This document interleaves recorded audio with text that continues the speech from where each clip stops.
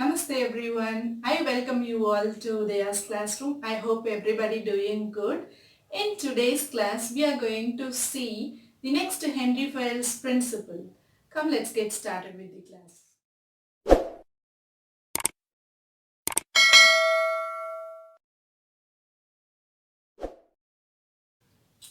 Alright, DAD over, UC over, US over.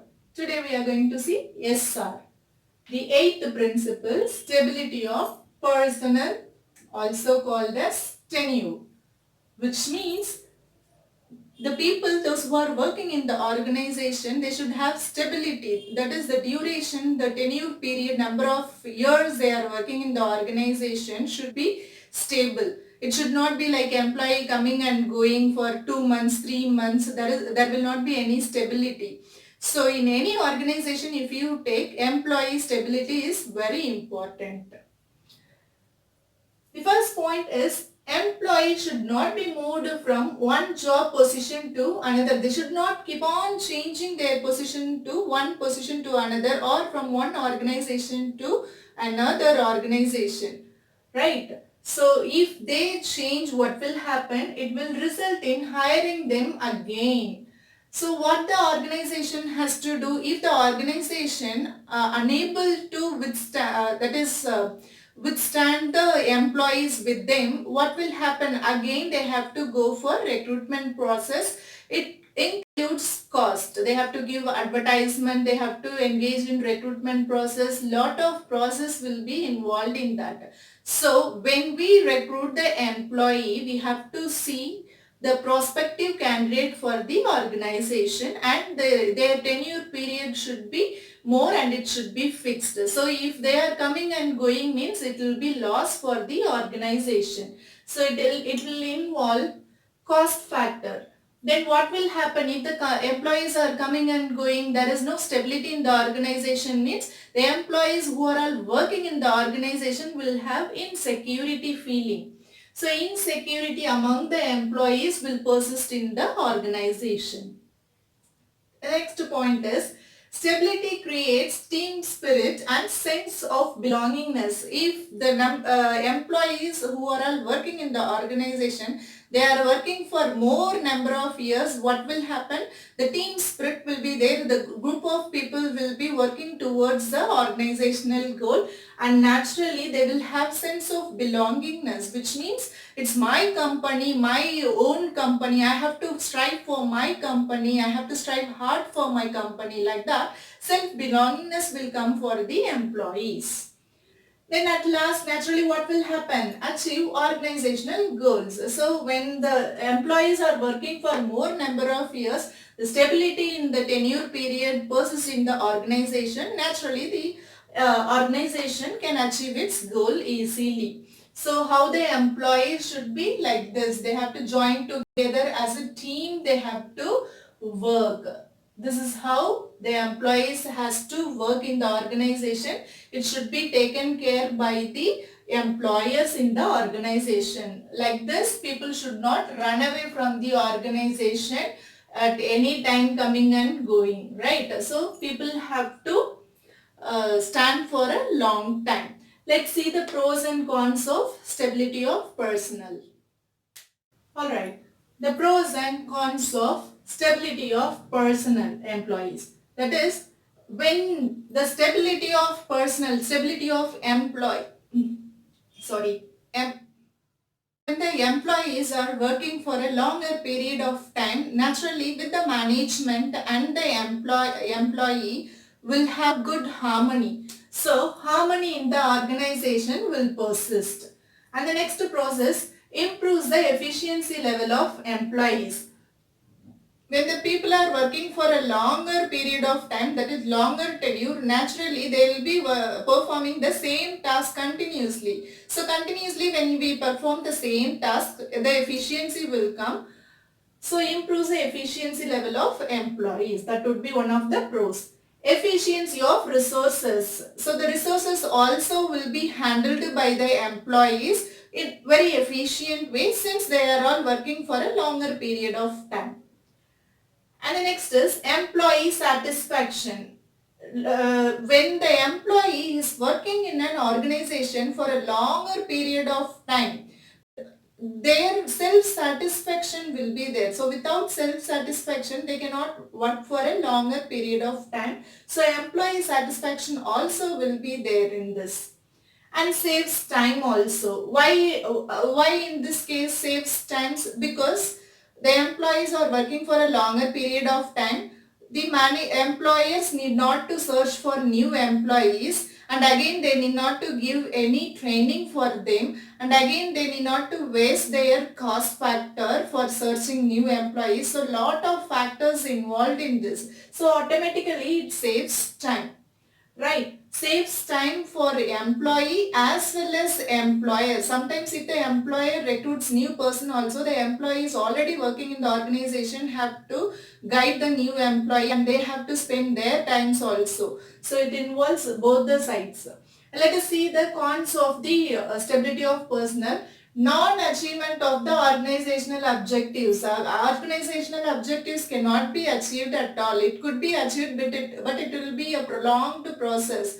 Why it will be a prolonged process? Because every time employees coming and going, every time we are recruiting new employees, every time we are giving training to the employees, lot of efforts to be given. In this process, we will forget our organizational objective itself. So we cannot achieve the organizational objectives, and we cannot try any new plans, and new things cannot be implemented in the organization.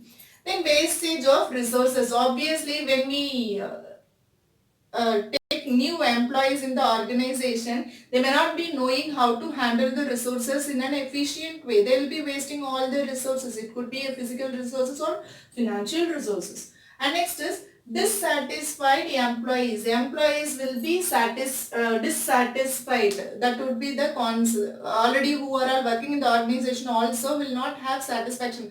What is this? Every time people are coming and going, I am not getting any congenial atmosphere to work in the organization. They will not be satisfied. So these are all the pros and cons of the stability of personnel. I hope you have understood this. Let us move on to the next principle. Principle is remuneration of employees. Remuneration means salaries or wages. Wages or salaries to an employee. That is, the wages and salaries to be paid properly for an employee in the organization. That is what Henry Fayol'S emphasizing in this principle.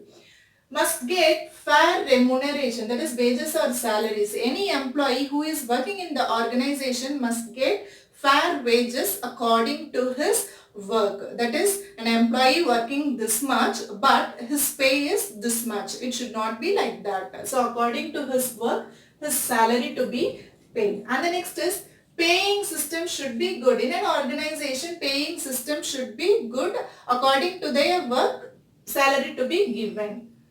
And the next is employee. If it happens, the paying system is good, what will happen? The employee will get motivation. If they get motivated, what will happen? Performance will be better. Their working performance would be very good, and their standard of living also will be good. So these are all the good things will happen if the paying system is good. And the next is, if suppose the paying system is not good, not paid properly, what will happen? Dedication and honesty will not be there from the employee side. If they pay proper salary, motivates the employee, performance will increase, standard of living style will increase. If it is not paid, dedication and honesty we cannot expect from the employee side, it will not be there.